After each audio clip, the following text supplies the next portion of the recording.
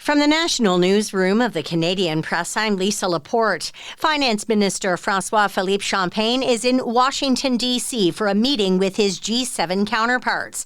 A government news release says Champagne will take part in a finance ministers meeting to discuss critical mineral supply chains that's being hosted by the U.S. Treasury Secretary. Last month, Champagne said it's time to move on the extraction and refining of critical minerals in Canada, noting the country can help Europe to move away from its dependence on China for them. Prime Minister Mark Carney will be on the move in the coming days. Mark Carney will be traveling to China on Tuesday to meet with Chinese President Xi Jinping, marking the first visit to China by a Canadian Prime Minister since 2017. The 5-day China trip is set to see discussions on EV and canola tariffs, as well as trade, energy, agriculture, and international security. The Prime Minister will also stop in Doha, Qatar, next Sunday before heading to Switzerland for the World Economic Forum, which begins next Monday. Naira Ahmed, The Canadian Press.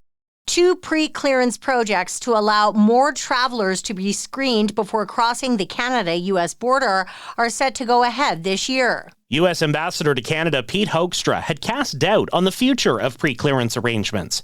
He suggested at an Alberta conference last September that Washington might have to rethink pre-clearance because of the decline in Canadian travel to the United States.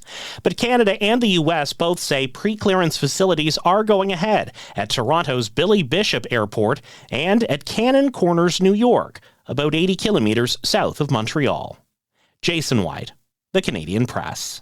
Much of Atlantic Canada is under various weather warnings today as a winter storm moves into the region. The Iranian government has yet to offer overall casualty numbers as a crackdown on nationwide protests continues. U.S.-based human rights activists news agency says at least 538 people are dead and more than 10,000 others detained in a country where the internet is down and phone lines are cut off. Some fear the information blackout is supporting a bloody crackdown by hardliners within Iran's security services.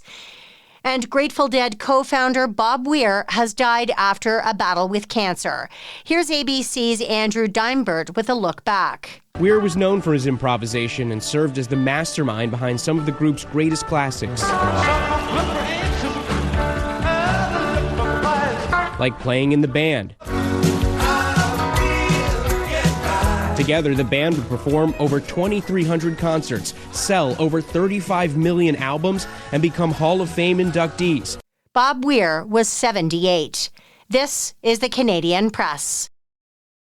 In sports, the Winnipeg Jets edged the New Jersey Devils 4-3 in NHL action today. The Toronto Maple Leafs have today off after beating the Vancouver Canucks 5-0 yesterday. Head coach Craig Berube talked about reasons for the team's recent success. Healthier for sure, goaltending for sure, like more stabilized, I think, with goaltending injuries and stuff early on. And, we've scored goals all year, to be honest. I know the power play hadn't, but we were scoring. We weren't defending, and we're defending a lot better and keeping the puck out of our net. The Leafs have now won 3 straight. The Ottawa Charge beat the Boston Fleet 2-1 in a shootout in PWHL action. Elsewhere, the Montreal Victoire blanked the Vancouver Golden Eyes 1-0. And Oakville, Ontario's Madeline Skizas won her 4th women's singles title at the Canadian Figure Skating Championships in Gatineau, Quebec. From the Canadian Press, I'm Lisa Laporte. Thanks for listening. Don't forget to follow and subscribe.